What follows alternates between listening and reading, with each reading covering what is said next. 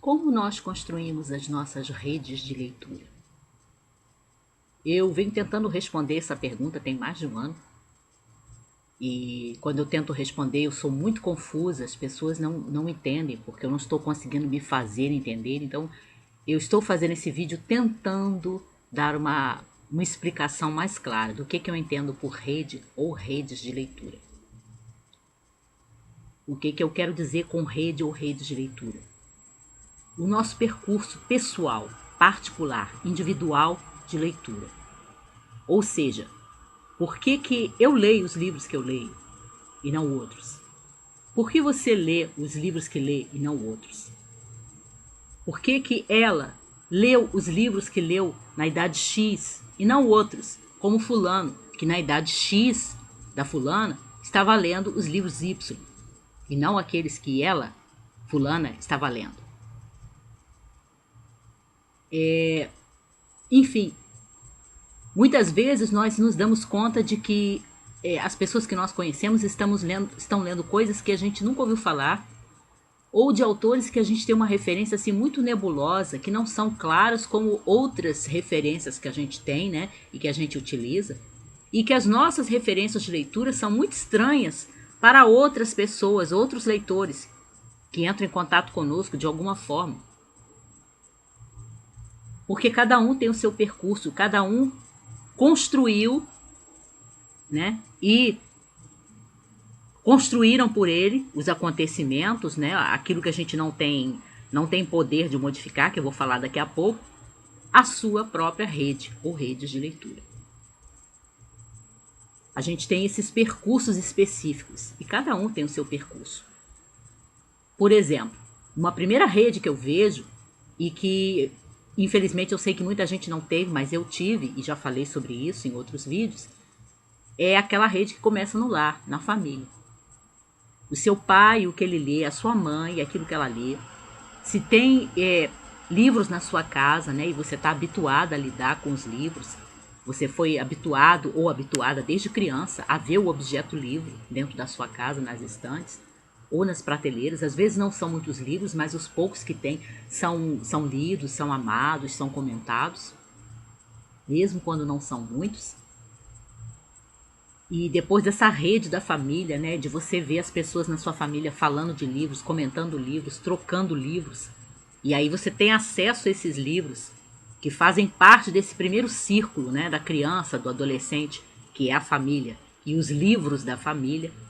Você tem o da escola, que para muitos de nós nem sempre é uma rede feliz, né? Muitas vezes a pessoa sai traumatizada da leitura vinda através da escola, né? Da rede que deveria ter se formado na escola, mas na verdade vai fechar para alguns o caminho da leitura, do gosto pela leitura. Vai ser sempre associado para ela com uma obrigação.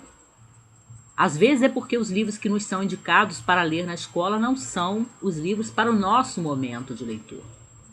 Às vezes é porque de alguma forma, e eu tive essa sensação, essa desconfiança com alguns professores de português ou de língua portuguesa, que aquele professor, apesar de ministrar essa disciplina, ele não tem paixão pela leitura. Ele está cumprindo o papel. E eu acho que a criança, mesmo que de uma forma confusa, ela pode intuir isso. E às vezes, porque o adiantamento daquele leitor não é, né, aquele momento, como eu falei, para aqueles livros específicos. Ele vai demorar um pouco para chegar no momento que ele vai apreciar aquele tipo de livro. Se é que algum dia vai gostar daquele gênero que lhe é apresentado na escola. E às vezes ele não tem nenhuma outra rede ali formada na escola, como alguns de nós às vezes têm. Mesmo quando os livros que nos são indicados pelos professores não são tão interessantes, nós temos coleguinhas de classe que trocam livros, que trocam gibis, que também é um material de leitura. Por exemplo, eu tive um coleguinha, que eu não consigo me lembrar do nome dele, quando eu pensei nesse vídeo eu comecei a puxar pela memória para ver se eu conseguia recordar o nome do menino, eu não lembro, que ele me emprestava aquelas edições de capa dura, e eu acho que ainda são lançadas assim, pelas editoras, dos quadrinhos Duas Aventuras de Tintim. Ele me emprestou vários, que eu me lembro, mas não consigo me lembrar do nome do menino. Mas vai a minha gratidão aqui a ele. E eu me lembro também de uma amiga na escola que nós trocamos alguns livros e eu emprestei até algumas Agatha Christie para ela e a gente ficava comentando depois as histórias, o que a gente tinha achado. Tinha uma outra que me emprestou alguns daqueles livros da Biblioteca das Moças. Eu li algumas coisas também, M.D. Lee e algumas daquelas autoras, né? Eu acho até que essa mesma amiga, se eu não estou enganada, essa mesma colega me emprestou alguns José de Alencar que eu não tinha em casa. Se eu não me engano, ela me emprestou. Eu acho que foi o Senhora, alguns que eu ainda não tinha lido e que não tinha em casa. Enfim, às vezes a gente não consegue com os professores, mas dentro da escola a gente tem esses coleguinhas de turma que ficam naquele troca-troca de livros, de gibis, enfim, de material de leitura. E tem uma terceira rede que eu particularmente acho muito especial, que é a rede que vem através dos próprios livros, né? A rede de leitura, o percurso de leitura que a gente vai fazendo através dos próprios livros que a gente lê da seguinte forma. São aqueles livros que no meio da história eles mencionam livros. E quando você é aquele leitor sequioso, né? Que está sempre atrás de alguma coisa, de algum autor novo, de algum título, você vê aquela menção dentro do texto do livro que você está lendo e imediatamente você fica interessado. Pelo menos a pessoa desse vídeo que está falando com vocês passou por essa experiência mais de uma vez. Eu tenho uma rede de leitura que se formou muito através dos livros. Os livros que me levaram a outros livros. Para dar um exemplo, O Colecionador, do John Fowles, é um livro que eu vi pela primeira vez mencionado o Apanhador no Campo de Centeio, que aparece nesse livro em mais de uma cena, é mencionado mais de uma cena. E comentado até o nome do protagonista, do Holden. Também aqui eu vi a menção à Tempestade, do Shakespeare, que também tem importância para quem leu O Colecionador sabe disso. E também aqui eu vi mencionado pela primeira vez 2 livros da Jane Austen, só que o nome da Jane Austen não é mencionado, mas 2 títulos da autora são, que é o Emma e o Razão e Sensibilidade, que nessa tradução aqui aparece como Sentido e Sensibilidade. E eu me lembro que eu fiquei com esses títulos na minha cabeça. Eu li esse livro dos 15 para os 16 anos pela primeira vez e eu ficava tentando encontrar esses livros para ler. Esses livros que são mencionados em Um Colecionador. Quando eu tinha 13 anos, eu li um livro que foi um best-seller na década de 70. Eu li quando eu tinha 13 anos, que foi Os 7 Minutos, que é um romance do Irving Wallace, sobre um livro que é condenado por pornografia e por ser considerado um livro que levou um jovem a cometer crime de estupro, dentro da trama do romance, né? E durante a história, né, de Os 7 Minutos, você tem um momento ali durante o julgamento do livro, que o livro vai ser julgado, muitas menções a livros, a outros livros que foram condenados, né, por pornografia ou sofreram essa acusação, como Madame Bovary, do Flaubert, como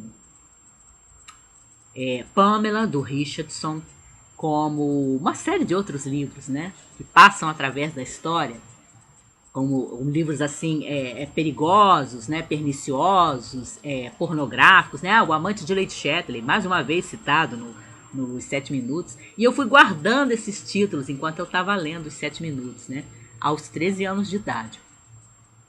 Eu me lembro que tem uma cena que um jovem universitário vai para o banco, né, de testemunhas e começa a dar o seu depoimento, e entre as perguntas que fazem a ele, perguntam das leituras que ele faz na universidade e quais os outros livros que ele lê por conta, né, por conta própria, porque ele gosta de ler, e aí ele fala.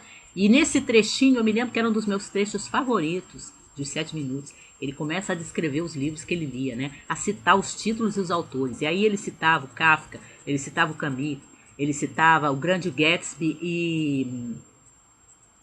Qual é o outro livro do Fitzgerald que ele citava? Suave à Noite. Servidão Humana, do Somerset Maugham.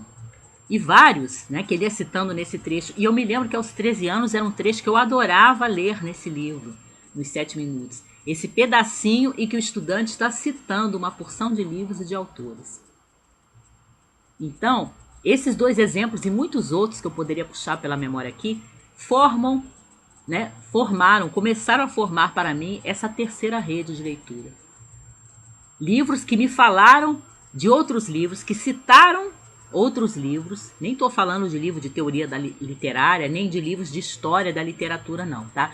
Livros que de alguma forma mencionam outros livros, mesmo que esse não seja o tema do livro, mas ele menciona, e aquilo fica, né, na memória do leitor, da pessoa que está lendo. Ela usa aquilo como uma referência. Eu gostaria de ler esse livro aqui que ele menciona. Eu me lembro que eu fazia listas nos meus diários quando eu era criança e adolescente de todas as coisas que eu queria ler.